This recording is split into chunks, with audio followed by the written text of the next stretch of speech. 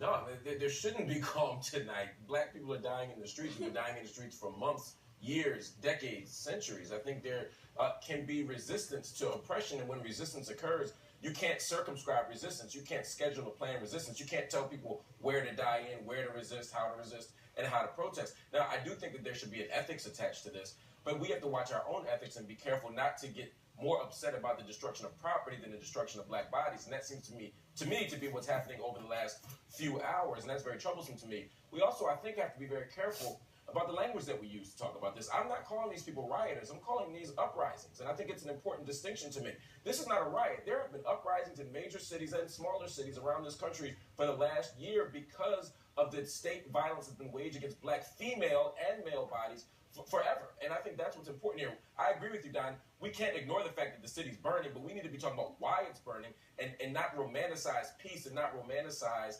marching as the only way to function. I'm not saying we should be hurting people. I'm not saying we should be killing people, but we do have to understand that resistance looks different ways to different people. And part of what it means to say Black Lives Matter is to assert our right to have rage, and righteous indignation in the face of state violence and extrajudicial killing. Freddie Gray is dead. That's why the city is burning. And let's make that clear. The city's not burning because of these protesters. The city is burning because the police killed Freddie Gray.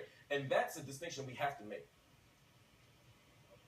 I understand what you're saying, and that's nuance. But in all practicality, Van Jones, the city is burning because someone, in essence, set it on fire. Yeah, this